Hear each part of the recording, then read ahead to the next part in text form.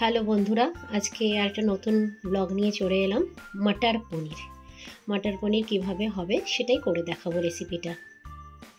আপনারা অবশ্যই পুরো ভিডিওটা দেখবেন, স্কিপ করে দেখবেন না। ভালো লাগলে লাইক করবেন, কমেন্টস করবেন আর শেয়ার করবেন আর সাবস্ক্রাইব করে অবশ্যই পাশে থাকবেন। মটর পনির করার জন্য আমি কি করেছি, পনিরগুলো আমি ফ্রাই করেই রেখেছি তেলে।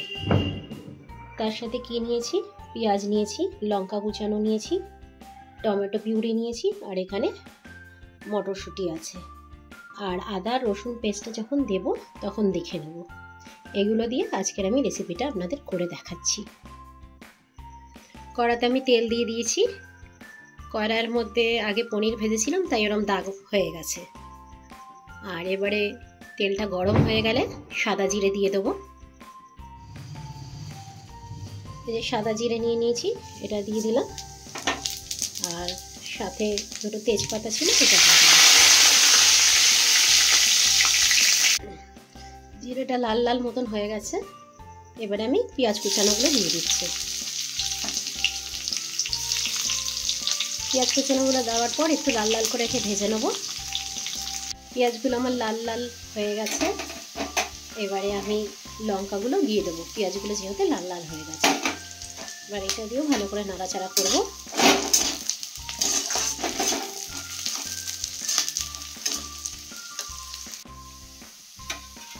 এবারে আমি স্বাদ মতন নুন দিয়ে দিলাম।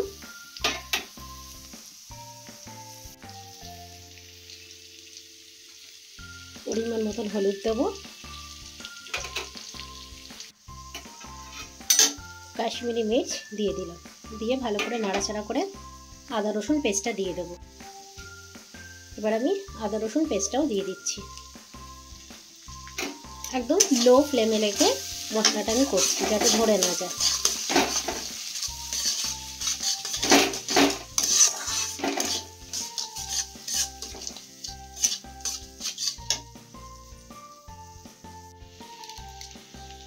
এবার একটু ম্যাগি মশলা দেবো। আমি সব খাবারে একটু ম্যাগি মশলা দিই, টেস্টটা ভালো থাকে।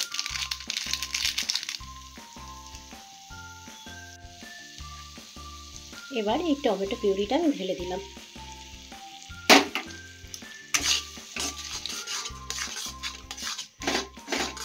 গ্রেভিটাকে ভালো করে তৈরি করার জন্য আমাকে নাড়াতে হবে যাতে ধরে না যায়। দেখুন মশলাটা ফুটে এসছে।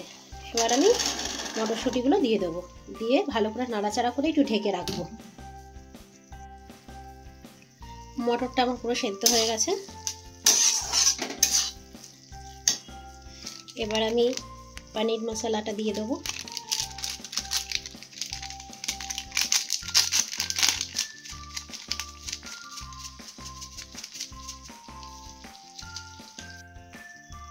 পনির মশলা দিয়ে ভালো করে আমি নাড়াচাড়া করে নিলাম।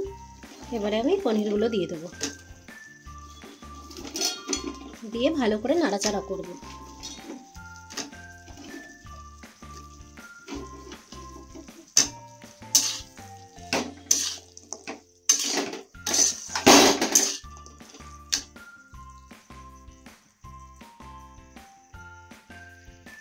আমি পনিরগুলো দিয়ে দিলাম, দিয়ে ভালো করে নাড়াচাড়া করে দিলাম। এবার অল্প করে জল দিয়ে দেবো, কিন্তু তার আগে আমি অল্প একটু চিনি দিয়ে দেবো। আমি আগেও বলেছি যে আমি রান্নার সময় যাতে দুটোরই টেস্ট ঠিকঠাক থাকে, তাই জন্য আমি একটু চিনি ইউজ করি, অল্প করে করি। এটা দিয়ে নাড়াচাড়া করে তারপরে জল ঢেলে দেবো।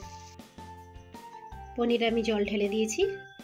এবারে আমি এটাকে একটু ঢেকে রাখবো 10-15 মিনিটের জন্য। তারপরে কস্তুরি মেথি দিয়ে নামিয়ে নেবো একটু মাখা মাখা হয়ে গেলে। পনিরটা মাখা মাখা হয়ে গেছে। এবার আমি কস্তুরি মেথি দিয়ে দেবো। দিয়ে একটু চাপা দিয়ে নামিয়ে দেবো। রেডি হয়ে গেছে আমার গরম গরম মটর পনির। পরোটার সাথে, লুচির সাথে আর নানের সাথে দারুণ লাগবে খেলে। ভালো লাগলে অবশ্যই সাবস্ক্রাইব করবেন। টাটা, সবাই ভালো থাকবেন।